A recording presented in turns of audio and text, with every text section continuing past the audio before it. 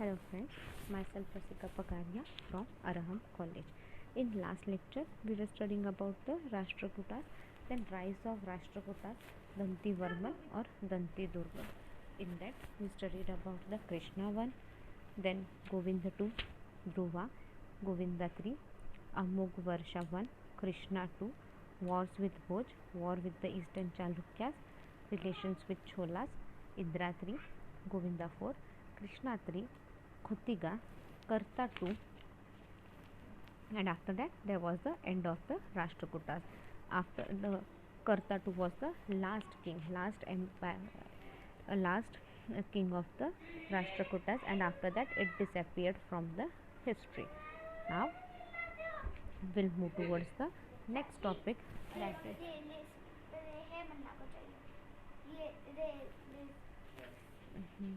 15-20 minute में देती बोल. Administration. The Rashtrakutas selected the crown and prince based on the heredity. See, the Rashtrakutas क्या है? Selected the crown and prince based on the heredity. मतलब उनके यहाँ पे किंग वगैरह सब कैसे चलते थे? It went on through the heredity. Like सब कुछ heredity base पे था. The crown did not always pass on the elder son. See, ऐसा नहीं कि बाबा हमेशा बड़े बेटे के पास ही जाएगा crown.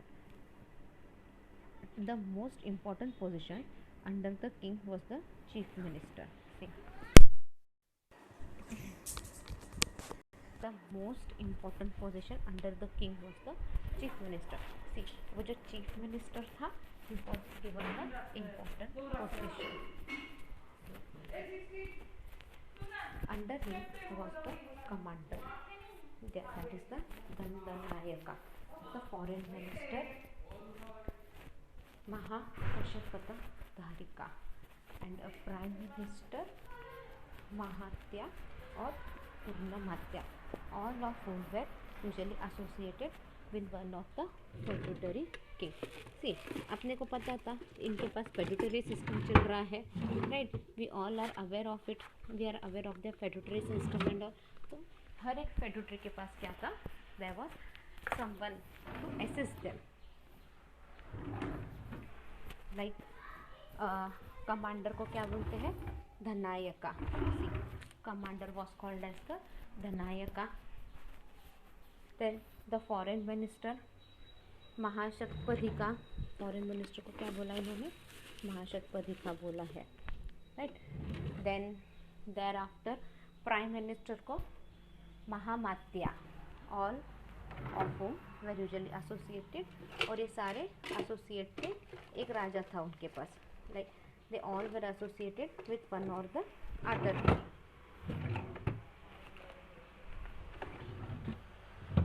A Mahasamata was the feudatory or the highest rank legal officer. See, अभी higher officer उस वक्त कौन था? उस वक्त का higher officer था, उसका नाम था Mahasamata. He was the highest rank officer.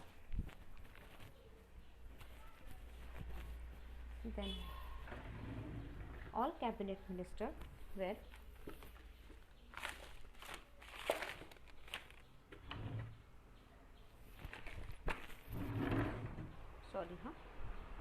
all cabinet ministers were well versed in political science. Translating, जो भी उधर के मिनिस्टर्स थे वो पॉलिटिकल साइंस, दैट इज राजनीति में बहुत ज़्यादा होशियार थे, right?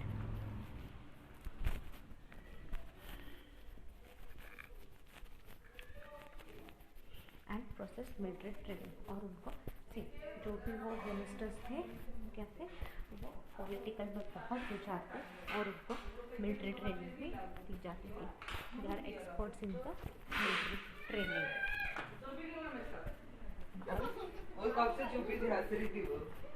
Moving towards next point is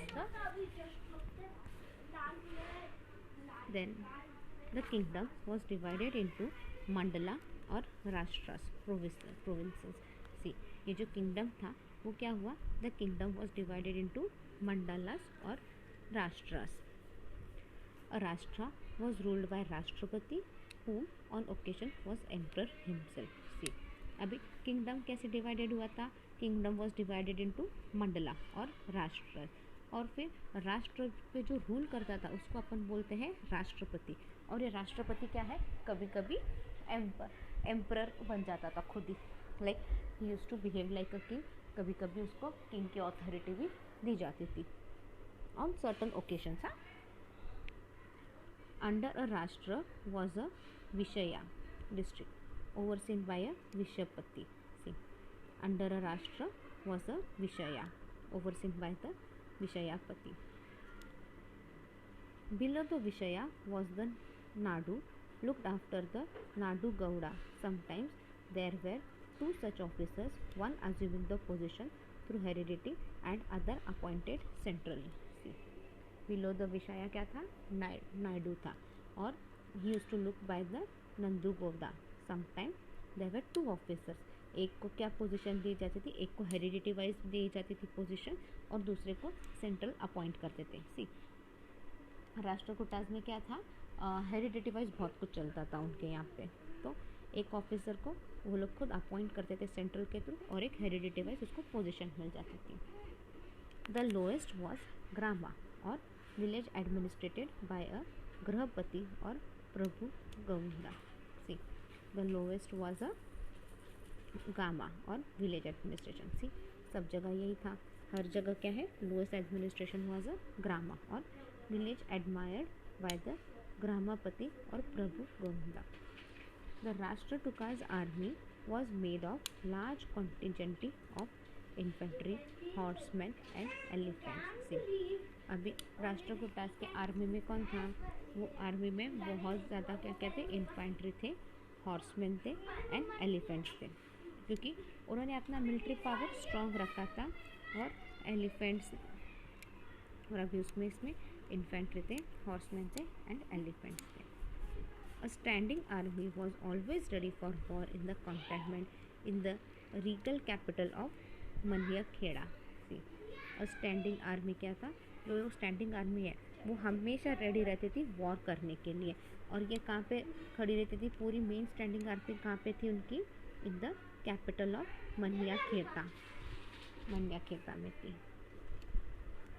The feudatory kings were expected to contribute to the defense of the empire in case of war. See, अभी the feudatory king क्या था, he was expected to contribute to the defense.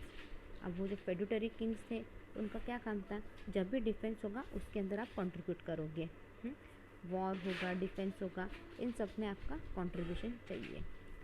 chieftain and all the officers also served as commanders. See, chieftains and all officers, chieftains और जो दूसरे officers थे, even they served as a commander, वो भी commander का काम करते थे यहाँ पे। The Rashtrakutas issued coins minted in the akkhalshahi such as suvarna, drammas in silver and gold, kalanju, gadyanaka, kasu, manjati and akkam. See, the Rashtrakutas क्या करते थे, they issued a coins minted in the akkasali, issue coin करते थे, such as suvarna, drammas in silver and gold, kalanju, gadyanaka, kasu, मंजंती and akkam. Moving towards the next point, will look at the economic system. उनका economic system तो काफ़ी बड़ा है, आज एक पेज करते इकोनॉमिक सिस्टम का, और ये नेक्स्ट पेज है, दैट इज़ 4.24, कल करेंगे। कल next lecture will study the second part of economic system as well as the society, then will be looking at the Pallavas. The Rashtrakuta economy sustained on its natural and agriculture produce, its manufacturing revenues and gains from its conquest. See, the Rashtrakuta economy क्या थी, वो agriculture पे sustain करती थी, agriculture produce जो रहता है उस पर सस्टेन करती थी।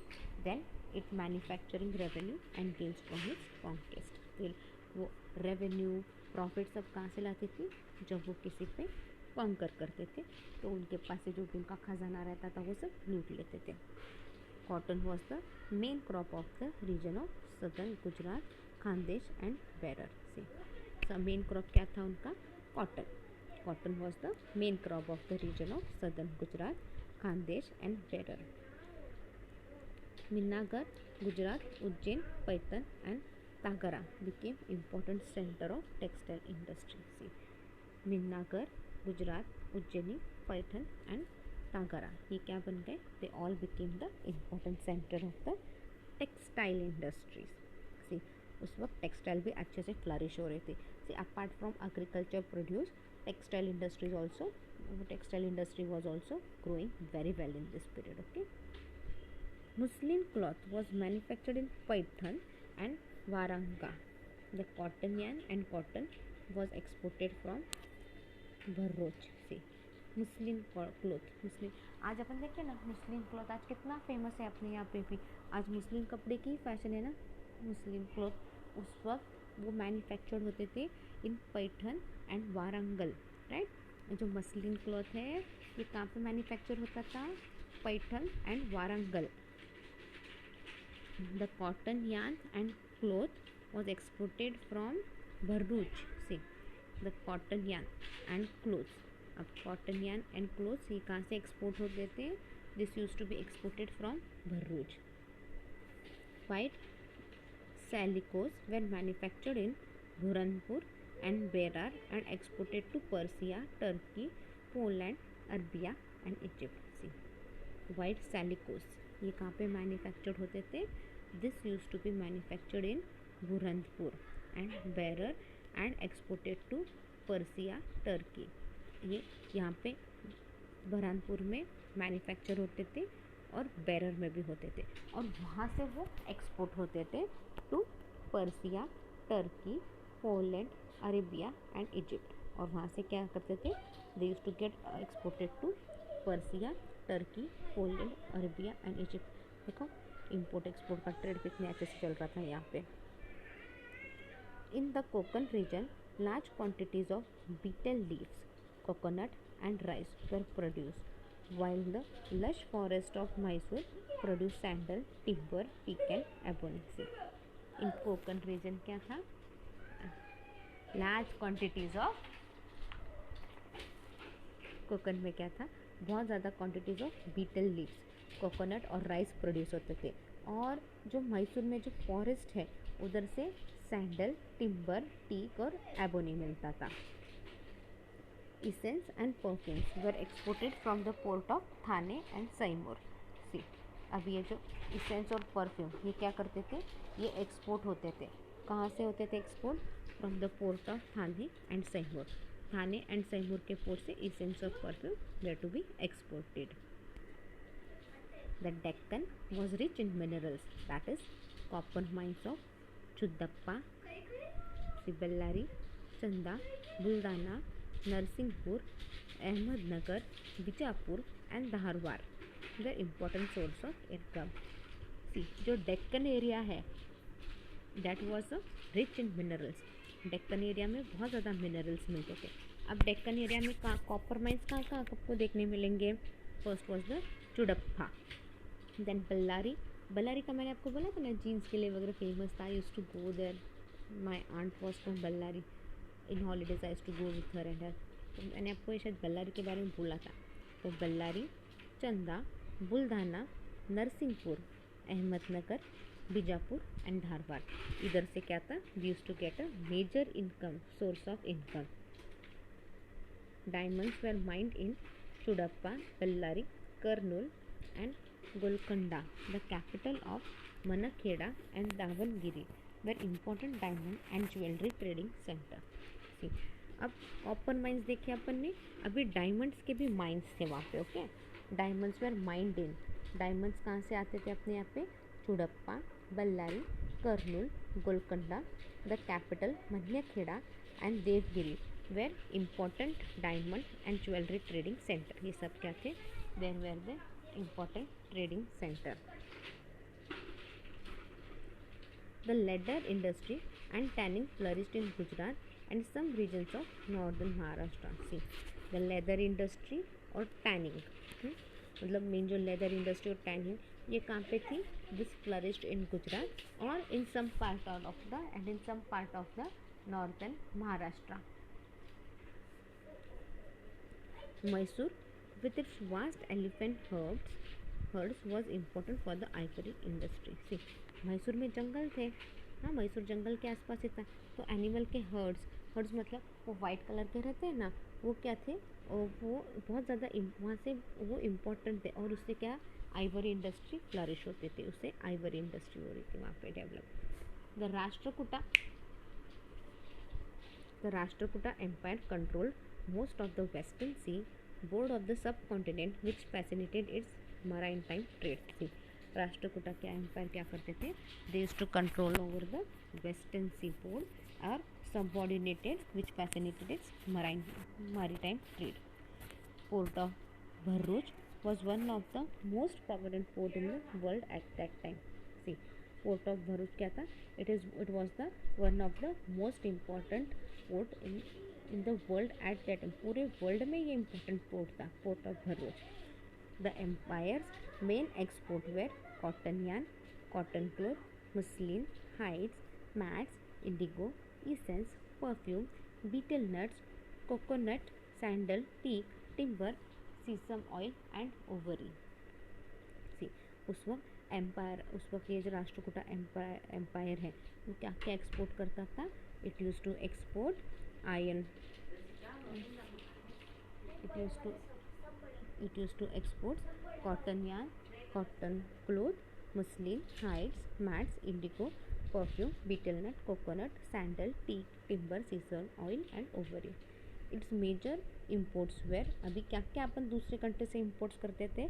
Pearl, gold, dates from Arabia, slaves, Italian wines, tin, lead, topaz, sortex, sweet gloves, flint glass, antimony, gold and silver coins, singing boys and girls from other land. बाप रे, singing boys and girls भी लाते थे अपन दूसरे country के.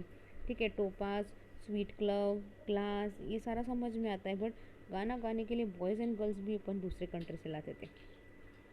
Trading in horse was an important and profitable business monopolised by the Arabs and some local merchants.